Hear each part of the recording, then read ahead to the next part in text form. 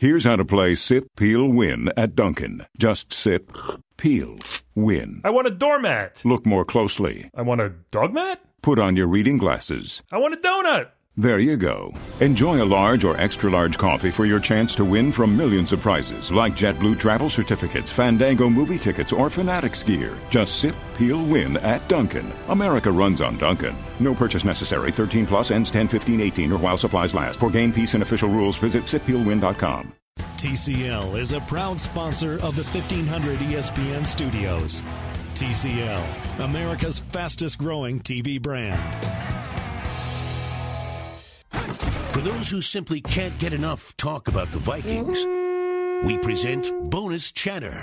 Bonus chatter about your favorite team that's unscripted, unfiltered, and uninterrupted. This is another edition of 1500 ESPN's Purple Podcast. Live from Lambeau Field, Matthew Coller and Judd Zulgad here on the post-Vikings Green Bay Packers version of the Purple Podcast. And the final score, 29-29. Let's just get right to it, Judd. We are not going to wait at all here on this episode. We are going right after the kicker, Daniel Carlson. We talked about it after he missed kicks in the preseason, the risk that the Vikings were taking by changing kickers from Kai Forbath to the rookie. Zulgad, the floor is yours. Hubris caught up with the Vikings today and cost them a game. And if Daniel Carlson, so we are taping this episode of the Pro Podcast at 6:28 Central Standard, or daylight time, I should say, from Green Bay, Wisconsin. Vikings game ended about 3:30 or so. If Daniel Carlson hasn't been cut by now, something's very wrong. This is a complete joke. I mean, this is a nice kid. He got up today and, to his credit, answered every question that was asked, and I completely get that that's a noble thing. His teammates supported him. His head coach did the best to say, we made a lot of mistakes. That certainly hurt, but we also had a punt blocked. We had a defense that didn't play up to its capabilities. All very true. Those things can be fixed.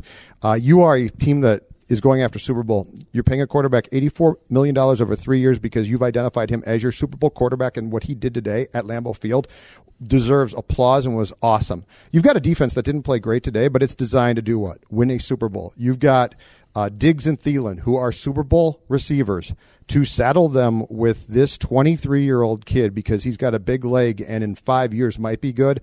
It's hubris. It's stupidity. There's a lot of dumb things going on in the local sports scene right now. Buxton being sent home was dumb. The whole thing with the Wolves and Cat is dumb. Don't get it. But this might be the dumbest thing because the Minnesota Vikings are on the precipice of being a Super Bowl-type team, and they cost themselves the ability to go to 2-0 today in their division with an important game on the road because they decided in April to get cute. Daniel Carlson, God bless him, nice kid. This is not personal. If he is on the roster tomorrow, then I would seriously look and say, should Rick Spielman be running this team? Because for all the good he's done, this is crazy. Now, I would never say that Kai Forbath was Adam Vinatieri, but he made a bomb field goal in a divisional playoff game that set the Minnesota Vikings up for the Minneapolis Miracle, and at that time it looked like it could have been one of the all-time kicks, and maybe Kai Forbath never has any competition if there isn't the miracle play, and that's the last thing we remember is Kai Forbath making that kick. And really, if you go back to that divisional game, we were really close to that. It was 4th down, and Drew Brees came through with a 4th down conversion, and that's one of the reasons that everything sort of fell into place. Otherwise, Forbath would have been the hero, and I guarantee you they would not have drafted a kicker had that been the case, because he would have been way too popular in Minnesota if he had been the guy that was remembered for winning that game. But when somebody makes nearly 90% of their field goals over a 2-year span, and I know he missed some extra points, I was surprised very much, as anyone would remember on this podcast from draft night, and we talked about it throughout training camp, that it was a neck-and-neck race, and Forbath was the one with more experience. He misses a kick off the post in a preseason game, and somehow that erased everything he had done before. And again, I'm not saying that Forbath was the best kicker of all time, but a 32-yarder in the middle of the field is pretty routine for him, and I guarantee he would have not missed 3 field goals because that would be half of all the field goals he missed as a Minnesota Viking over 2 years.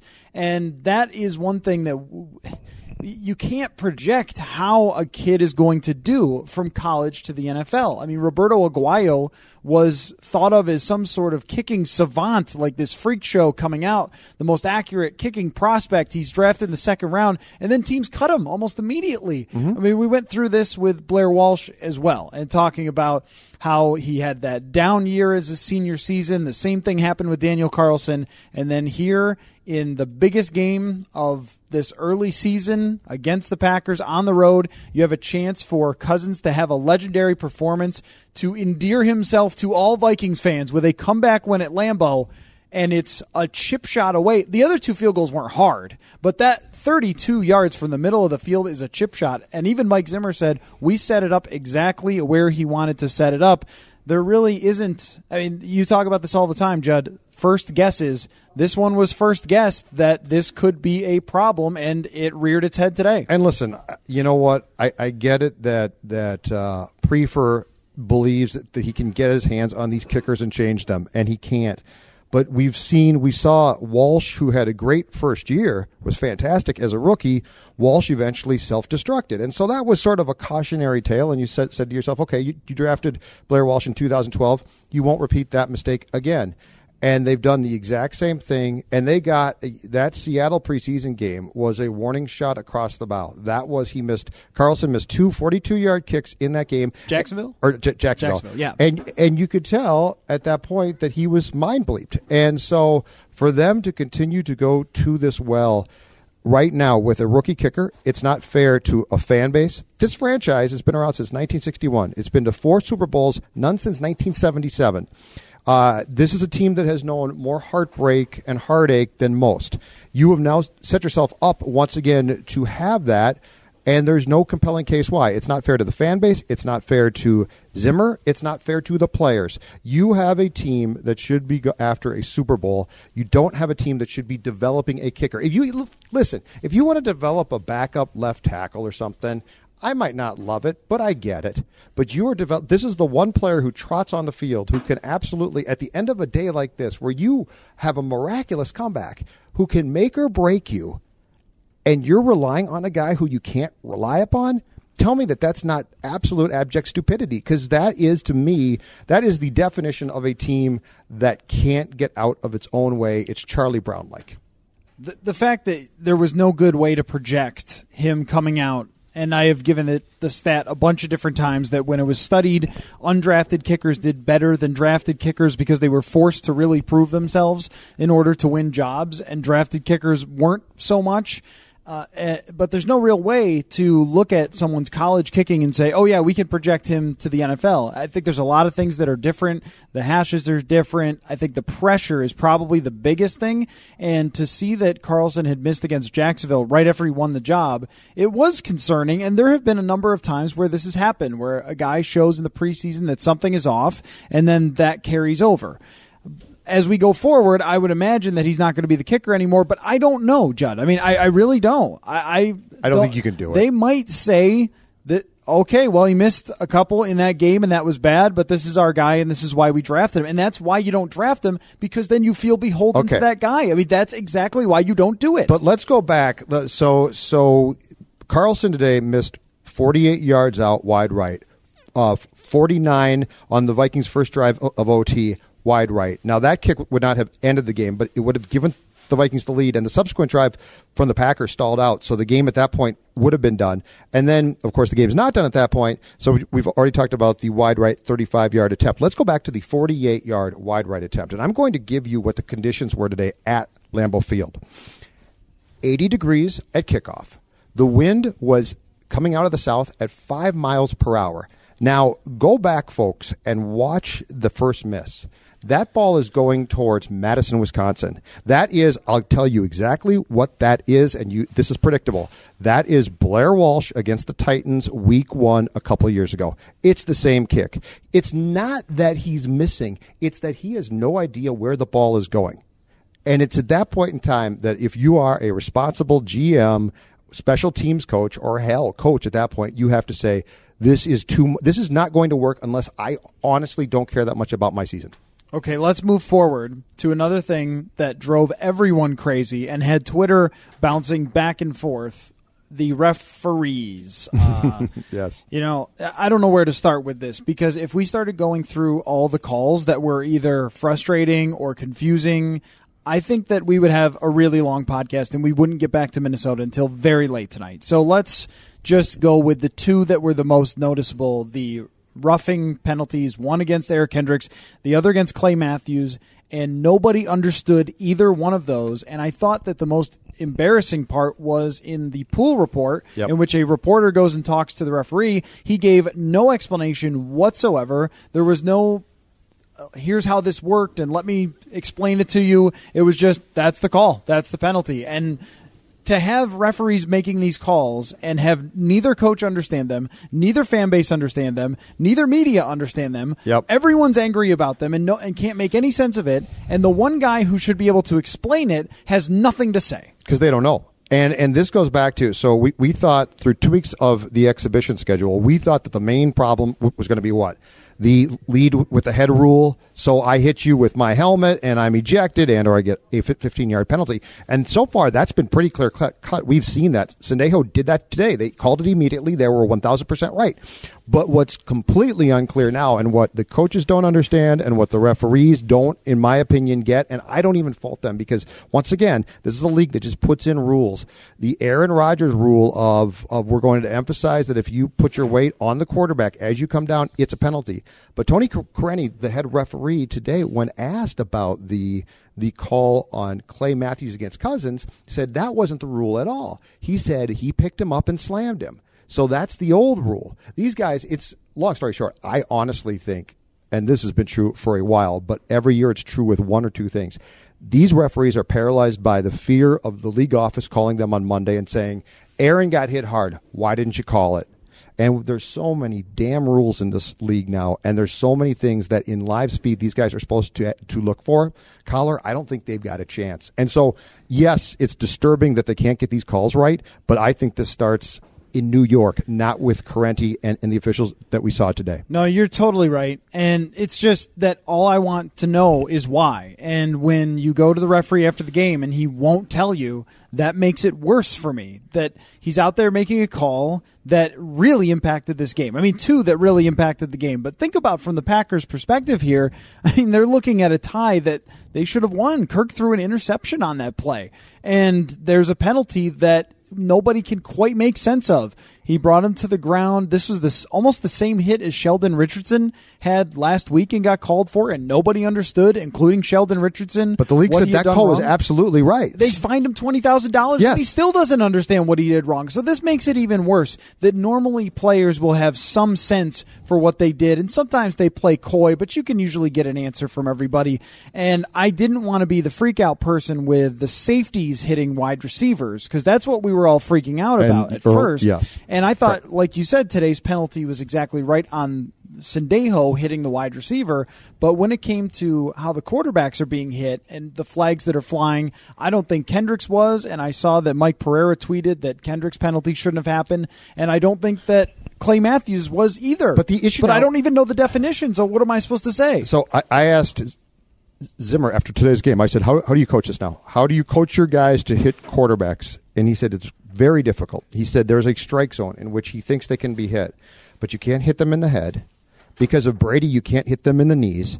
So essentially their point is there's so little latitude about where you can hit these guys. And what the refs now and what the league can hide behind is, oh, that wasn't the weight rule. That was he used too much force to ragdoll him rule. Because if I ragdoll a quarterback, that's a penalty too. So basically Mike's point was there is a strike zone in which you can make contact with a quarterback. But if you go beyond that, so if you hit them high, if you hit them low, if you hit them in the head, if you ragdoll them, if you land on them, if you happen to throw them down but land by them, it can all be called a penalty. And what Correnti and the rest of these officials can do is say, no, we weren't emphasizing point A of this rule. We were emphasizing point D.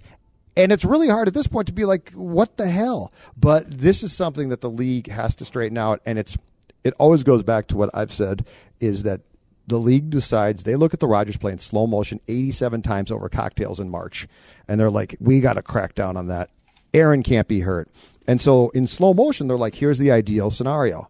Well, these guys don't get it on replay. They get it in real time. This is once again, this league, as successful as $1 billion league, it drives you crazy because there's always stuff like this where you're like, it just lacks all common sense because these guys, you're right, they can't explain it. Well, Mike Zimmer had said during the offseason that these rules were going to cost somebody a game. And today, I mean, I guess no matter who won, nobody won. But if someone had won, it could have been because of those rules. And the reason nobody won was because of different calls, and especially the one from the Packers' perspective on Clay Matthews. There were just calls going both ways that were really questionable today. I mean, Devontae Adams got called for a push-off for an offensive pass interference that I didn't really see. Mike Zimmer said after the game that the Packers were holding all day long, which I believe. Packers lost a touchdown. I got a lot of tweets on that. The Packers lost a touchdown. This was a game that was very much controlled by the referees in its outcome, and I don't think that that's what anybody wants to see. So this one went beyond just those rules are really confusing and frustrating to everyone. Yes. But this was also, the referees were, it reminded me of a game, like a basketball game where they go down, someone got fouled. You come back, somebody got fouled. You go down, and you just like, stop.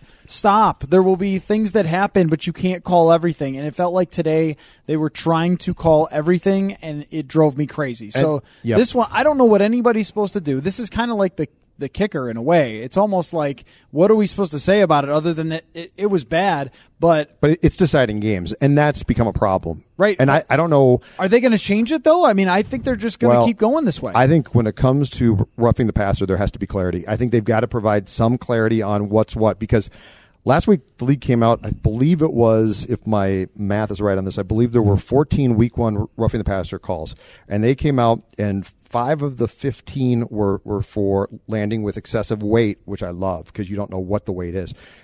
Landing with excessive weight on the quarterback. The league came out and said 4 of the 5 calls, including the Richardson call, were absolutely correct. Myles Garrett, I believe, in Cleveland was called for landing on Roethlisberger, but he didn't really land on him with as much weight, and so they said that was wrong. And Zimmer today was the one call that he was most upset about and pointed to was the Daniel Hunter call. He said that call was absolute. He actually said that call was blank, and then he got to a point and said, I don't think I can say this word, and he stopped. But yeah, there was a lot. The Vikings, you might have thought, would have celebrated the work of the crew today because the Matthews call was so decisive and changed the game and gave them an opportunity to continue that 8-play drive. But they were no happier with how this game was called than the Packers were. Okay, let's move on from those two things. All right. That I think Vikings fans and Packers fans, at least on the referees, both walked away pretty angry. It was a weird feeling going through the concourse or on top of the concourse on our way to the locker room, watching everyone leave because there are so many Vikings fans and, of course, all the Packers fans, and there was just silence. There were thousands of people packed into these concourses leaving, and everyone was just silent. Kirk Cousins put it best when I asked him about Carlson's day, and he called the game a loss. I thought that was perfect. I think both teams felt like they just completely lost. I think fans and teams were like, we lost this game. Yes. Yeah, I definitely think that. So let's look at Kirk Cousins' fourth quarter. Against San Francisco, he goes 0 for 7 in the fourth quarter and leaves the door open for the 49ers to potentially come back. The defense bails him out. And a lot of this week was talking about situational football and performing at the biggest moments. Well, in this game, Judd, aside from a Laquan Treadwell interception, put that one down for Laquan. Aside from that, Kirk Cousins in the fourth quarter could not have been any better, and the same goes for overtime. The only thing you would have asked him for was a touchdown instead of a chip shot field goal, but normally that should put you in position to win. That now everyone knows how we talked about Teddy for so long. Like, he had a game-winning drive. It was taken away by Blair Walsh. Yes. That counts in my book, and it does for Kirk Cousins as well. And we've gone back to it many, many times about whether he's a winner, whether he's a finisher, and all those different things. And what we saw here was a ton of pressure, a Hall of Fame quarterback on the other side, maybe a defense that is still getting their stuff together, but was really good in the first half, and he just made big throws and big plays. The touchdown to Thielen is fantastic. The touchdown to Diggs is fantastic. Yep. The 2-point conversion is a tougher throw than it looks on TV, where you have to drop it right over the defender. This is what we talked about the whole time. Why did they pick Kirk Cousins over Case Keenum? Because in big situations, in big games, they looked at it and said, Kirk Cousins can throw the ball better. He's more talented, and when it comes to needing a come-from-behind victory, we do not believe Case Keenum can do it. We believe Kirk Cousins can do it, and on this day, they were correct. His 75-yard touchdown pass to Diggs was phenomenal. I mean, that was the type of big league, big cannon arm play that I don't think we've seen in these parts in a normal situation in a long, long time. That play alone, he's made. So my 2 games in observation of Kirk is this. I do believe that his pocket awareness is not good. It's not probably awful, but it's not good. Keenum had the ability to sense pressure. If you watched Rodgers today, his ability to sense anything behind him and pressure is off the charts. Cousins doesn't necessarily have that, but what Cousins has the ability to do is make a variety of throws that we haven't seen, and a Case Keenum certainly could not make. And Teddy had his own intangibles. I don't know if he could make these throws. Kirk Cousins is showing you and showed you in that fourth quarter why you signed him and why your faith in him is such, and what he did to bring this team back. And unfortunately, this goes back to Carlson. What he did to bring this team back made it, in some ways, the possibility that this team could have left Green Bay today with what you could deemed to have been, you didn't get it, but a 2018 tone-setting victory. Like, if you walk out of here today, if Carlson makes that kick as time expires, and so let's say that he leaves here 1 for 3 on field goal attempts, but if you leave here today with a victory, that sets a certain tone because you had a rough day, your defense did not play well, and Kirk Cousins might not have gotten off to a great start, but he came back and was phenomenal. And it is a shame for guys like him that they didn't depart here on a bus today, 2-0 and 1-0 in the NFC North. Here's how to play Sip, Peel, Win at Dunkin'. Just sip, peel, win. I want a doormat. Look more closely. I want a dog mat. Put on your reading glasses. I want a donut. There you go.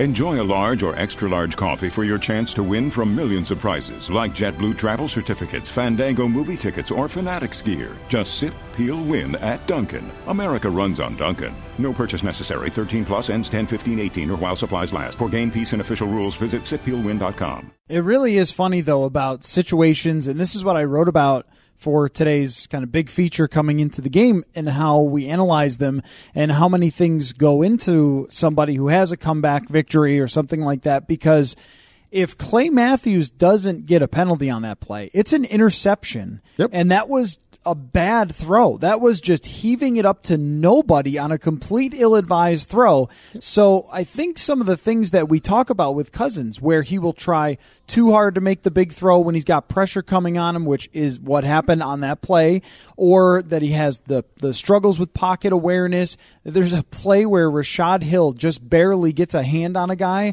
to push him away from Cousins where it would have been a strip sack. I think it was Clay Matthews coming off the edge. And if not for a last-ditch effort by Hill, it's a strip sack because he didn't step up in the pocket like he was supposed to. Mm-hmm. There were also times where he and the receivers were not on the same page. They could not get anything going in the first half for sustaining drives. A lot of drives got going, and then they petered out. They couldn't run the football very well at all. And when you go back and look at the stats for this game, it looks like Kirk Cousins had an unbelievable game. 425 yards and 4 touchdowns. And I think that what we saw, and this would even go like milder for week 1, but he was occasionally extremely brilliant in his operation of the comeback and also occasionally frustrating still in this game. That throw that gets picked and gets called back because of a silly bad rule, bad call by the referees, right, that would change everything about this. Then we'd be going back to Minnesota and we'd be saying, well, that's Cousins in a big spot. That's what he does. I mean, it's crazy how the narrative changes based on something like that. Absolutely true. But in this league that especially now there's going to be what you might consider to be bad or fluky calls that set tones. So the question becomes, what can you do not to screw that game up, right? And so I'm with you, but nonetheless, Kirk Cousins ultimately, because he got that call, did enough to bring this team back when they looked completely dead. And this is not saying that he's a perfect quarterback, but I will say my takeaway from a good perspective is he can make throws that we have not seen for a long time here. Yes. And that's not, Case could not do that. Teddy was developing, but I don't think ever was going to have the arm strength to make some of the throws that Kirk made today. And so there were things that Cousins did today as far as his ability to complete passes, and he did the same thing on the 2 touchdown passes against the 49ers last week, that you're like, okay, I at least get it. And it's too bad when you screw yourself out of the chance that if the referees helped you, good for you, that you basically cost yourself a victory because of your own meltdowns. So I guess what I'm getting at is in the first half, people are tweeting, this is our $84 million guy, and you're going to have that whenever he plays. But then by the end, it's, what an amazing comeback. What a great game for Kirk Cousins. But at one point, you're down 20-7, and you usually don't win when you get down 20-7 to Aaron Rodgers. And the reason they were down 20-7 is because they could not execute the offense in the first half of this game. And some of it was pressure, some of it was running. They were just incapable of running the ball today because of the interior of the offensive line. And that did not surprise me in the least. They've got beasts over there. Mm-hmm. Kenny Clark is a monster. Mike Daniels is a monster. And it didn't surprise me that they dominated Jones and Compton, and to some extent Mike Remmers too. And I guess I'm just saying that in normal situations, that will end up as a loss when you go down 20-7 to Aaron Rodgers. This was a rare situation. Right. In one way, you can say this guy has the talent and the skill players around him to bring you back in games that you thought are gone, which would not have happened with Case Keenum. In another way, and I would argue that it did happen on occasion with Teddy Bridgewater, and he showed the ability to do that. But with Case Keenum, you knew he just didn't have that talent there. But on the other hand, he makes those throws that are spectacular that you didn't have before. So it's kind of, you could go very much back and forth on this game. So where I land with Cousins through 2 games is you can't micro-analyze every single thing that happens to try to make a big statement about this quarterback. I think what it shows you is he's going to have other things go right for them to win every game. He's going to have the defense get 3 picks against Garoppolo. He's going to have his kicker make kicks. We saw Aaron Rodgers in a lot of ways in this game put the team on his back and make unbelievable throws, and they let him down. They dropped some balls. They committed penalties. The defense fell apart. Games. Yeah, they fell apart. And you know what? Here's what most teams would do up 20-7. They'd be like, okay, we're bringing in LeGarrette Blount or something and just handing off. They weren't able to do that. So here's Rodgers in a 29-29 game carrying his team to 29-29 where Cousins doesn't win because he didn't get the help that he had last week, including his defense also, allowing some plays to Rodgers that maybe they normally wouldn't on a weekly basis. Yep. But also I would say this, let's flip over to the defensive side. Some big plays, but I continue to be baffled, and maybe we'll do this on the podcast every week, Judd. Who decided to run at Linval Joseph on 3rd and 1? This game is over. It's football things. It's just craziness. Listen, I told you last week, I'm just convinced. Ever since the San Diego Chargers, I believe it was in 2007, came into the Metrodome against a Vikings run defense that was just great. Williams Wall, right? Whole thing. And Norv Turner's like, we're going to run up the middle. And I kept saying, what the hell are you doing? It's football-y football guys convinced that their football men can overpower guys that they can't. And I don't get it. Now the Packers did have some success today running the ball at times, but there were some decisions with the run where you're like, you've got Aaron Rodgers. He is that quick slant pass is almost unstoppable. He's like a point guard in basketball. That ball is out so quick. So there's just some things that football people hold true to that I simply will never, ever get, because then they'll come back with a play and you're like, that's really smart. And what I'm referring to is when it was, help me out here, would it have been 23-14?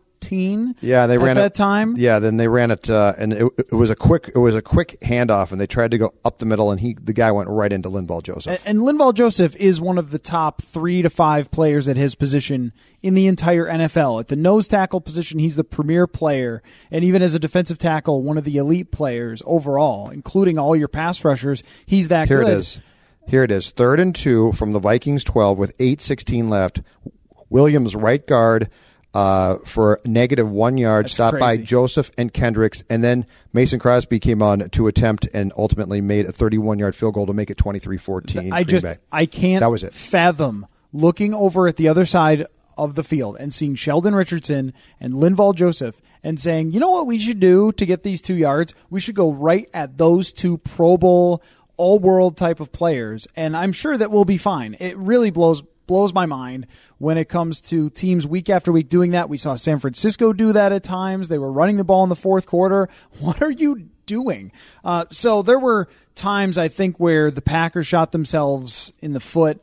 But the Vikings defense overall, when you go against Aaron Rodgers, no matter how hobbled he is, and he moved around pretty well today, you expect that he's going to make great plays. The touchdown pass was a little weird to me. The one where Xavier Rhodes is playing off coverage instead of tight on Devontae Adams, I'm not sure what the explanation for that is, because Adams just ran short of the goal line, caught the ball, and went in.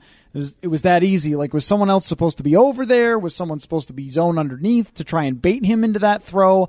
I'm not sure what happened there. And we did see, Judd, on the defensive side, some miscommunications, especially with Mackenzie Alexander, that got him benched in the middle of this game. So this was not at all a clean defensive game for the Vikings, even though they stepped up in some big spots. Yeah, so Mackenzie got beat on, it turns out, Zimmer said post-game, 2 passes to tight ends in which he lost the coverage, and so he got benched for a period of time, which I think was fairly extensive. And Mike Hughes came in for several series, took his place. Alexander then came back in. It was also, and I felt that this was true, and this is not an excuse for either side, but it was also hot today, and both defenses wore down. They both definitely wore down. The Packers went from looking okay, certainly, or pretty good at one point in the first half, to looking, I thought, in the fourth quarter into OT. They had no chance to stop the Vikings. But yeah, I mean, this was, if you're the Vikings, if you're Zimmer, you're ultimately not all that pleased with how your defense played. But to come back to Mike is, you also played Aaron Bleepin Rodgers, who had a giant, I don't mean a little sleeve, had a giant brace on his bad left knee and still played great. And his ability to make those quick throws, and his ability, I mean, hell, there was one play, I believe it was 3rd and 7 first half, where you thought that there was no chance that this guy could run. The play basically broke down, and he took off and got a first down. 7 yards exactly. So the Vikings played far from a perfect game defensively. They had their faults, but it was, as a fan, in some ways, it's a joy to watch a Hall of Fame quarterback operate. I don't care if you're a Viking fan or not. I mean, this guy can do some incredible things, and essentially did that today on one leg. And another funny thing about this game and the narratives that it creates and how both teams go home unhappy is the fact that Aaron Rodgers leads a brilliant game-winning drive himself. And he sets them up for a field goal. They had almost no time left and no timeouts. And this guy is a wizard. So he gets a 27-yard pass. It's beautiful. He hits a quick out that's just incredible. Like, the Vikings are playing the edges, and he's only got 4 seconds or 7 seconds, and he gets down within 3 seconds out of bounds to set them up.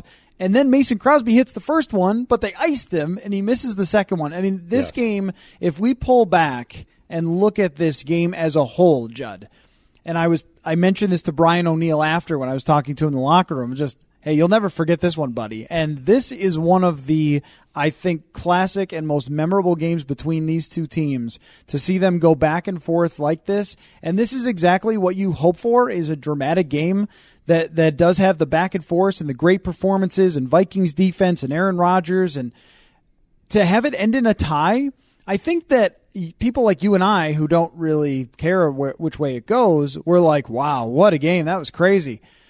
But for them, it is probably killing them on the way home. Each team, just how they could have won this thing. And for us, I think it made it a really compelling and entertaining game with many, many different areas to talk about once it was over with, and that we'll continue to talk about and remember, I think, with this one for a very long time. As a fan, just of the sport, it was fun to watch. It was full of miscues and mistakes and screw-ups and second-guessable situations.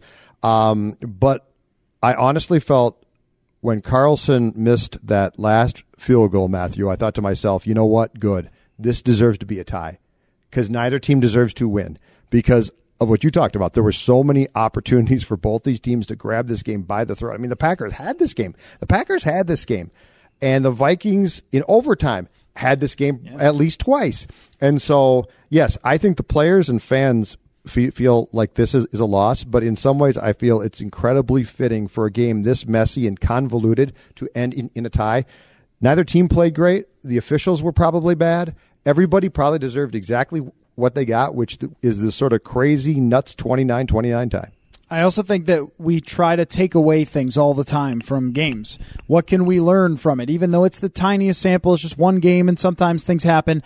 I think what we learned from this one, remember how we used to do, Judd, what did you learn at the end of the game? I'm going to tell you. Okay. So I will tell you what I learned. What Matthew learned, yes. When these two teams play again, and maybe again, if there's playoffs, it's going to be good. I mean, they are about as evenly matched up because of Rodgers and how excellent he is, and the fact that their defense is better. The Packers' defense is definitely better than it's been. Oh, than what Dom had previously, yeah. And it might be getting even better as they go along because they have young players there in the secondary. Yep. When these two teams match up, their current iterations, and this could go on for a few years, it's going to be really, really tight every single time. And I would say that if you're grading Kirk Cousins today, for his debut, we gave him a B.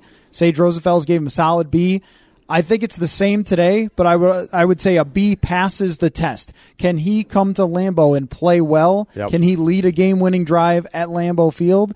He answered that question. His kicker didn't give him a hand, but if you were wondering, can he do it? Does he have the talent to do it? He answered you today, and the answer is yes. If I'm a Viking fan and it comes to Cousins, here's the one thing. So if I strip away the criticisms and I get past the good and bad for a second, the one thing that I'm really pleased about is that comeback was really fun to watch, and it's hard to do, right? Kirk Cousins did things today. I just go back to the fact that we just ordinarily haven't seen or don't see. And so, ordinarily, if their defense doesn't play great and the Vikings are down like they were after the first half or into the fourth quarter at Lambeau Field, you're saying to yourself, well, it's done. It's over. It has to be heartening to consider the fact that you scored, 22 points in the fourth quarter, that those points came on a 75-yard pass. The 22-yard pass to Thielen, I have no idea how it dropped in. He had two defenders right around him.